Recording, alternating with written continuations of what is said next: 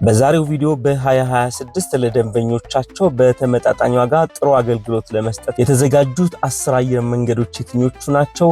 የተሻለ ያደረጋቸው ጉዳይ ምንድነው? መንገደኞች እነዚህን አየር መንገዶች ቢመርጡ ምን ያተርፋሉ? እነዚህን ጉዳዮች በዝርዝር እናያለን። በቀጣዮቹ 8 ወራት ውስጥ ከአንድ ከተማ ወደ ሌላ ከተማ አሊያም ከአንድ ሀገር ወደ ሌላ ሀገር የመጓዝ እቅድ ካላችሁ ይህ ቪዲዮ ለእናንተ ነው። ሐሳቡን ከወደዳችሁት ቪዲዮ ላይክ ማድረግና ይጠቅማችኋል ብላችሁ ለምታስቧቸው ወዳጆቻችሁ ማጋራት እንዳይረሳ። እንደተለመደው እስከ ቪዲዮ ፍጻሜ አብራችሁን ቆይታችሁ ሐሳብ አስተያየታችሁን እንድታካፍሉን በአክብሮት እንጠይቃችኋለን። እንደምታውቁት በዚህ ወቅት ኢንተርናሽናል አይደለም የሀገር ውስጥ ትኬት ሳይቀር በእጅጉ ዋጋ የጨመረበት ወቅት ላይ ነው የምንገኘው። እንደምታስታውሱትና ከዚህ በፊትም እንደሰራ ነው የነዳጅ ዋጋ ሲጨምር ብዙ አየር መንገዶች በረራቸውን አቋርጧል። አንዳንድ አየር መንገዶች ደግሞ የበረራ ድግግሞሻቸውን ቀንሷል። ሌሎች አየር መንገዶች ደግሞ ለአንድ የበረራ ጉዞ የሚያስከፍሉትን የትኬት ዋጋ በመጨመር አገልግሎት መስጠታቸውን ቀጥለዋል። በእነዚህ ምክንያቶች የአቪዬሽን ኢንዱስትሪው በከፍተኛ ሁኔታ እየተፈተነ ይገኛል። ብዙዎችን ያሳሰባቸው ደግሞ አንዳንድ መዳረሻዎች ከፍተኛ የነዳጅ ፍጆታ ስለሚጠይቁ ብዙ አየር መንገዶች ወደ እነዚህ መዳረሻዎች የሚያደርጓቸውን በረራዎች ለማቋረጥ ተገደዋል፣ አሊያም ፍሪኩዌንሲያቸውን ለመቀነስ ተገደዋል። ይህ ደግሞ ብዙዎችን የሚያሳስብ ጉዳይ ሆኗል። ይህ ሁሉ እንዳለ ሆኖ ግን 10 አየር መንገዶች በ2026 የበረራ ፕሮግራም ካላችሁ በተመጣጣኝ ዋጋ ወደምትፈልጉበት መዳረሻ እንደሚያደርሷችሁና በእነዚህ አየር መንገዶች ብትጓዙ የምታገኟቸውን ጥቅሞች ዘርዝረው አስቀምጠዋል። በዚህ መሰረት እነዚህ አየር መንገዶች የትኞቹ ናቸው? ብትበሩባቸው ተመጣጣኝ ዋጋ ከመክፈል በተጨማሪ ምን የተለየ ጥቅም ታገኙባቸዋላችሁ የሚለውን ነገር እናነሳለን። ከነዚህ በጀት ኤርላይንስ ወይም ሎ ኮስት ካሪየር ከሚባሉት በተመጣጣኝ ዋጋ መንገደኞችን ከሚያስተናግዱ አየር መንገዶች መካከል በመረጃው መሰረት በ10ኛ ደረጃ የተቀመጠው ቬትጄት ወይም ቪጂኤር የሚባለው አየር መንገድ ነው። የዚህ አየር መንገድ ዋነኛ መታወቂያ በቅናሽ ዋጋ ለመንገደኞች ተመጣጣኝ የበረራ አገልግሎት መስጠት ነው። ቪጂኤርን ከአብዛኛዎቹ በጀት ኤርላይንስ የሚለየው ከአጫጭር የበረራ መስመሮች በተጨማሪ ረጃጅም የበረራ መስመሮች ያሉት አየር መንገድ በመሆኑ ነው። መነሻውን በቬትናም ሃኖይ እና ሆቺሚን ያደረገው ይህ አየር መንገድ ከቬትናም ተነስተው ኤዥያን የሚያዳርሱ በርካታ የበረራ መስመሮች ያሉት አየር መንገድ ነው። ስለዚህ ይህ አየር መንገድ የሚበርባቸው መዳረሻዎች የእናንተ መዳረሻዎች ከሆኑ አሊያም መነሻችሁን ቬትናም ካደረጋችሁ በተመጣጣኝ ዋጋ የበረራ ትኬታችሁን የምትሸምቱበት አየር መንገድ እንደሆነ ነው መረጃው የሚያመለክተው።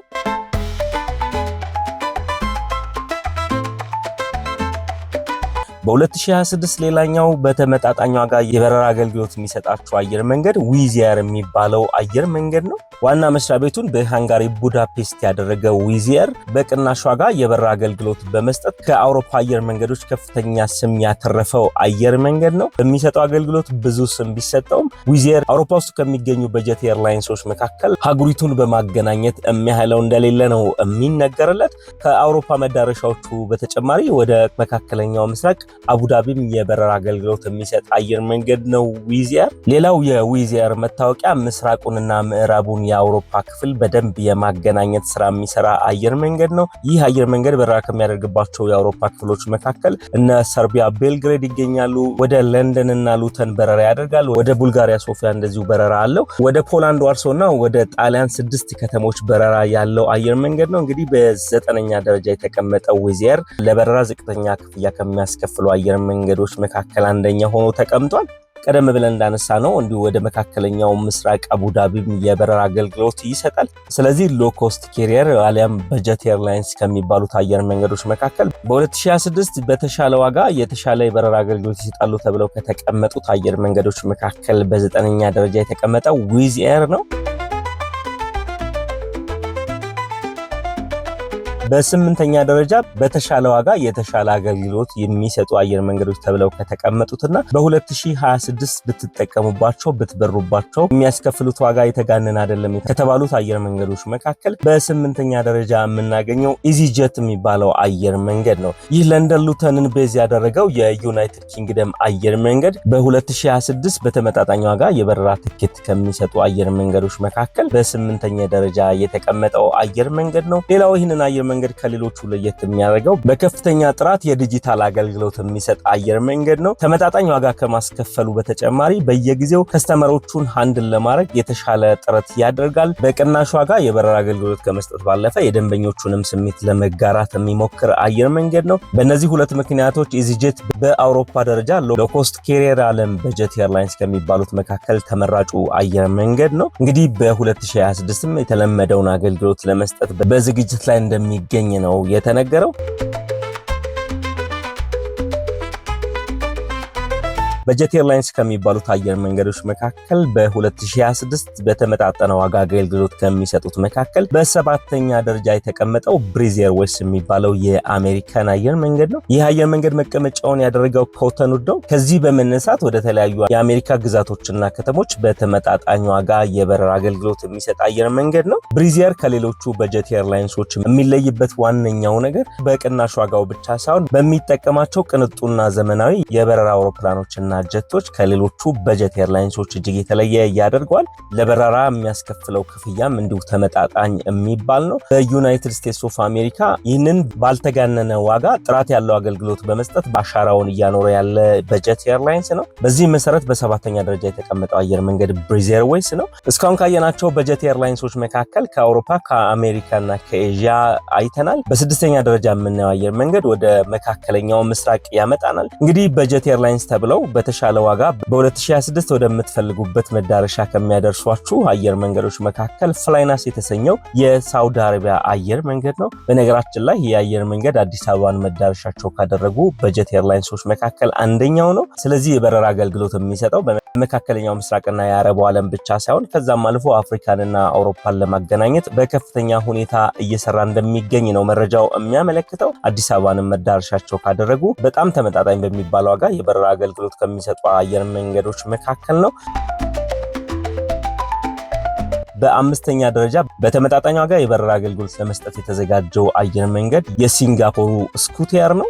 ይህ አየር መንገድ አጫጭርና ረጃጅም የሚባሉ በረራዎችን ያደርጋል። ሌላው የዚህ አየር መንገድ መታወቂያ በቅናሽ ዋጋ አየር መንገዱ መጠቀም የፈለጉ መንገደኞች ለጉዟቸው ብቻ መጠቀም ይችላሉ። ሌላ ኤክስትራ ሰርቪሶች የፈለጉ አየር መንገዶች ደግሞ ተጨማሪ ክፍያዎችን እየከፈሉ እጅግ ብዙ የሚባሉ የሚል የኢንተርቴንመንት እና የበረራቸውን ደረጃ ከፍ የማድረግ እድሎች ይሰጧቸዋል። ስለዚህ አምስተኛ ደረጃ ላይ የምናገኘው የሲንጋፖሩ ስኩቴር ነው።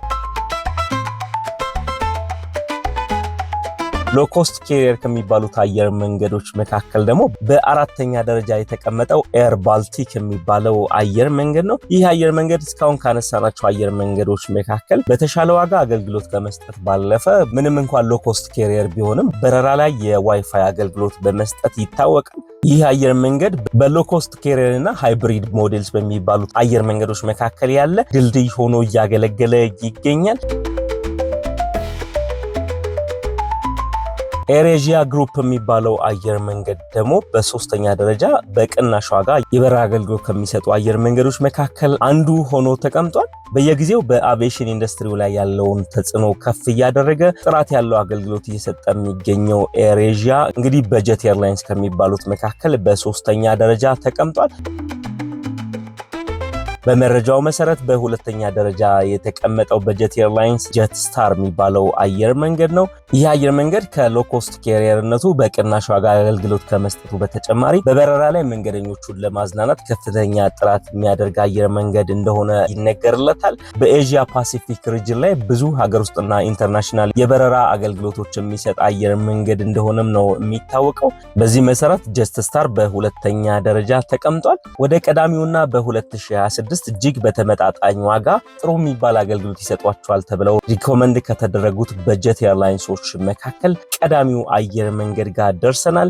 ኤችኬ ኤክስፕረስ ይባላል። ይህ የአየር መንገድ በ2026 በተለይም ደግሞ ነዳጅ ዋጋ በጨመረበት ወቅት በተመጣጣኝ በሚባል ክፍያ የበረራ አገልግሎት ሊሰጥ የተሰናዳ አየር መንገድ ነው። ይህንንም በተለያዩ የመገናኛ ብዙሃንና በራሱ ዌብሳይትም ኤችኬ ኤክስፕረስ የሚባለው አየር መንገድ ይህንን በተለያዩ መንገዶች ለደንበኞቹ ለማሳወቅ ጥረት እያደረገ ይገኛል።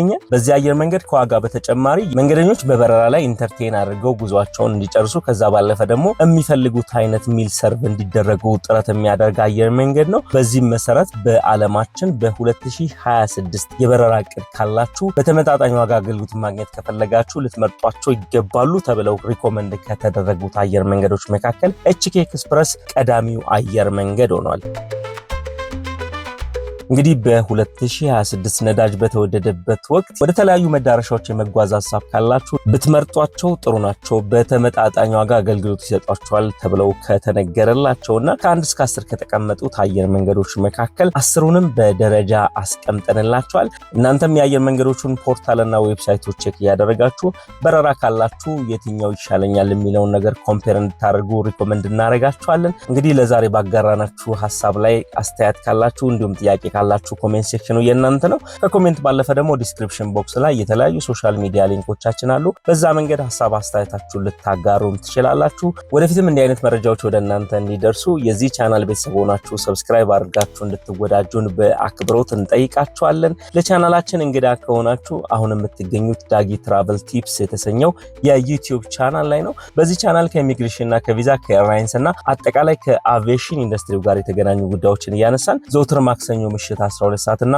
ዘውትር አርብ ምሽት በተመሳሳይ ሰዓት ወደ እናንተ እንዳርሳለን። ስለዚህ እንዲህ አይነት ሐሳቦች የሚመቿችሁ ከሆነ በድጋሚ እንድትወዳጁን በአክብሮት እንጠይቃችኋለን። ሐሳቡን ከወደዳችሁት ቪዲዮ ላይክ ማድረግና ይጠቅማችኋል ብላችሁ ለምታስቧቸው ወዳጆቻችሁ ማጋራት እንዳይረሳ። ወደፊትም ተመሳሳይ ይዘት ባላቸው ጉዳዮች እንከሰታለን። ከዚህ በተጨማሪ ሀገር ውስጥና ኢንተርናሽናል የበረራ ትኬት ታስፈልጓችሁ ከሆነ በራችን ክፍት ነው። እስከ ቪዲዮ ፍጻሜ አብራችሁን ስለቆያችሁ የዚህ ቻናል ቤተሰብ ስለሆናችሁ እንዲሁም ቪዲዮ ላይክ እና ሼር ስላደረጋችሁ ከልብ አመሰግናለሁ።